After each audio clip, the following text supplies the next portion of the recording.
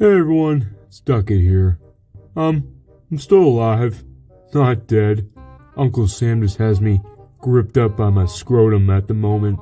But hey, that's okay, because I just found some time to tell you guys how I almost died hiking with the boys. So it all started with my buddy, we'll call him Ruben, had a great idea for us to go hiking in freezing temperatures while it snowed, with a total elevation of 4,500 feet, split up between two separate mountains, and thought it'd be a fun time. And boy, it was. Now, although I do got some dad calves, I don't do a lot of hiking. But I was down because my friend called it a beginner hike. So, me, Ruben, and my other friend, we'll call him Platts, short for Tom Platts, because he's always hitting leg day.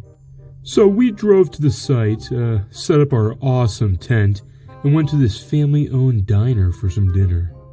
Me and Platts ordered the classic Omaha, Nebraska sandwich, also known as the Reuben, while Ruben wanted to be an individual and he ordered a burger. Now I shit you not, we sat there for 45 minutes before we even had a crumb of food. Dude, that's your neck. What the hell am I watching? The funny part was, the waitress only apologized to me and Platts, but not our other friend Ruben for not getting his food, but he didn't get his food either. Eventually, me and Platts did get our food, but Ruben had to wait an unholy amount of time before he got his food. Now, the best part to this story was, me and Platts were off the hook, while Ruben had to pay for his meal, so that's why he's called Ruben. Anywho, we finished eating, and we went back to camp to start a fire. So this took a pretty damn long time because of how cold and damp it was outside. And I shit you not, we used a whole box of these waterproof matches and 3 whole Bic lighters. We then started using our big brains, and then we feathered a stick and used a whole Bic lighter to light that thing on fire. We then created this nice little tinder pile and put it right in the middle of this little teepee that we made, but yet again, nothing would work. Boy, it's pretty cold out here. Wish a fire would get started. Well, damn, Ruben, maybe if the ground wasn't so wet like it was a movie theater seat after watching Magic Mike, we'll be able to start a fire. We eventually said screw it, doused the logs in half a can of lighter fluid, tossed a bunch of dry leaves we found onto it, and it burst into flames and almost burned off all of our eyebrows. After we roasted some marshmallows, we then just shot the shit for a little bit and decided to head in to go to sleep to get a nice early start for this hike. So, this is the first time that I almost died. Before bed, it wasn't really that cold outside, it was just a little damp and kind of chilly, but nothing to fret, but I woke up a few hours into sleeping, and I was pretty much shivering to death. I definitely was in early stages of hypothermia. Now, this is kind of my fault. I brought a thermal picnic blanket as like my sleeping bag kind of thing, but my friends had nice little Arctic sleeping bags. And I was also wearing a good, decent amount of layers. I had nice wool socks and thermal underwear, so that's not fair to say that I wasn't prepared, but definitely should not have used a picnic blanket as my sleeping bag.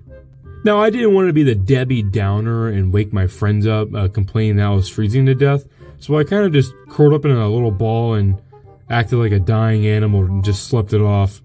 I probably got 2 hours of sleep that night, maybe a little bit less, I don't know, I wasn't keeping track, I was acting like I was dying of hypothermia or something.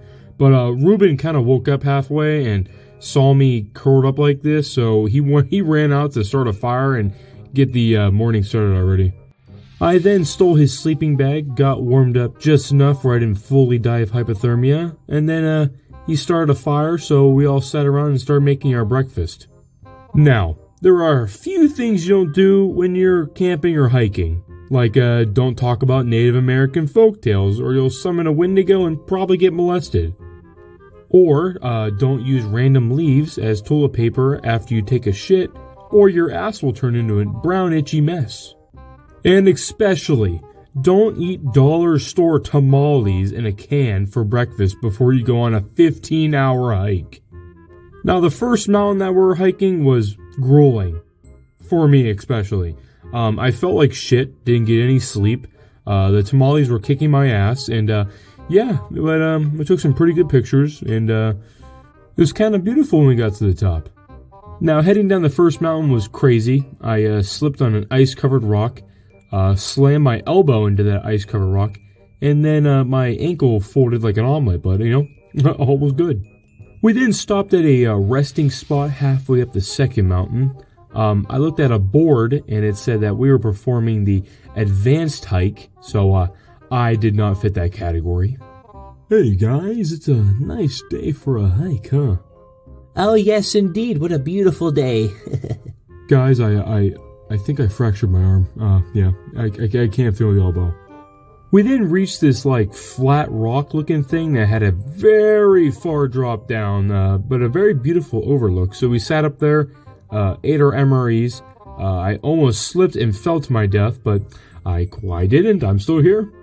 Now, there was at some point when we were walking down the second mountain where it kind of felt like we were in limbo. No matter how long we walked, the scenery wouldn't change, so that was kind of scary. We then broke free of our little limbo thing that we were stuck in, and we saw a little dumpster fire of a camp. You know, all in all, it was a great hiking trip. We smelled like shit, we looked like shit, but hey, we got the job done at the end. Anywho, thank you guys for watching. Sorry for the very, very late video post. I've been very busy, but I appreciate you guys. I hope you enjoyed today's video, and thank you for watching.